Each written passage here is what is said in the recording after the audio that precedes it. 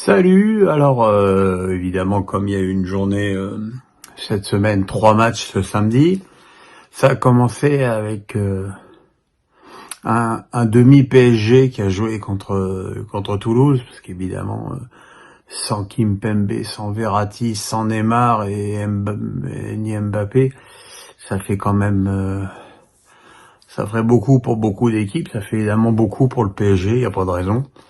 Le PSG qui a été assez rapidement mené sur un coup franc de Van den Bomen, sur lequel le placement de Donnarumma me paraît être incompatible avec la pratique de gardien de haut niveau. Mais bon, le garçon est une énigme. Voilà.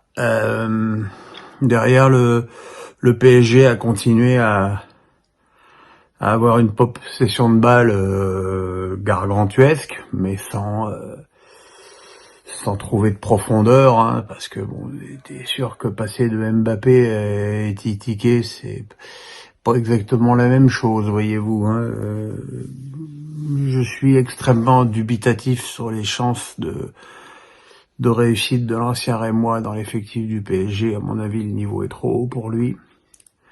Mais Paris va réussir quand même à s'en sortir. Alors en faisant quand même, compte tenu des joueurs alignés, un match assez correct. Hein, faut pas non plus leur taper dessus pour le plaisir en permanence. L'égalisation, elle est venue d'Achraf Hakimi qui est dans une forme étincelante.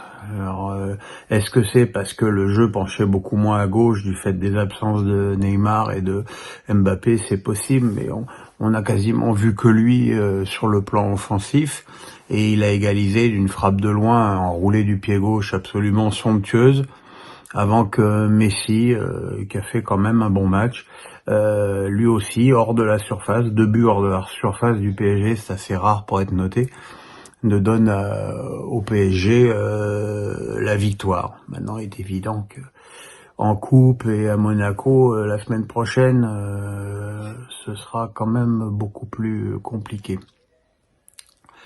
À 19h, Lyon a finalement assez facilement gagné à 3, parce que 3 plus ça va, moins ça va, défensivement c'est de plus en plus faible.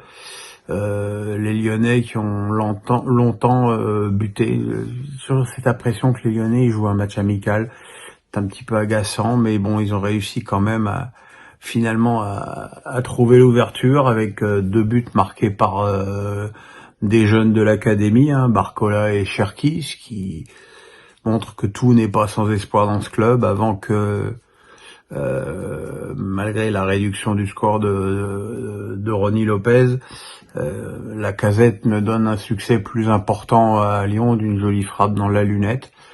Voilà, c'est 3 points pour Lyon. Il va falloir qu'il y en ait beaucoup d'autres pour pouvoir vraiment parler de mieux. Et puis on a eu un super match ce soir entre Rennes et Lille, alors autant Rennes avait ouvert le score au bout de 3 minutes contre Strasbourg, là ils ont ouvert le but au bout de 26 secondes contre Lille, avec un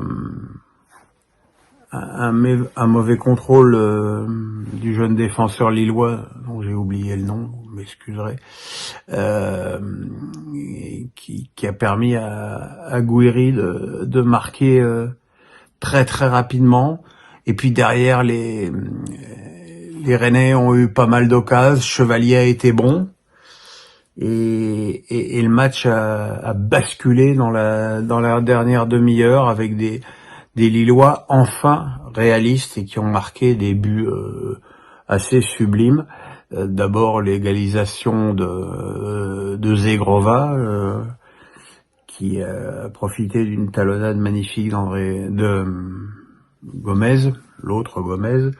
Le deuxième but de Cabella, encore servi par Zegrova qui, depuis qu'il est à Lille, était un joueur... C'était un peu le docu local, quoi. Ça dribble et il n'y a rien à l'arrivée. Là, ce soir, ses buts et passes décisives. Donc, c'est peut-être le début d'autre chose pour lui. Et le troisième but lillois, marqué pour moi, celui qui était le meilleur joueur sur le terrain, André Gomez, qui a fait une prestation absolument sublime, ce qui permet à Lille de revenir à 2 points de Rennes, qui qui déçoit encore une fois de plus. Mais pour une fois, les Lillois ont su concrétiser leur belle qualité de foot. C'est peut-être là aussi le début d'autre chose pour les nordistes.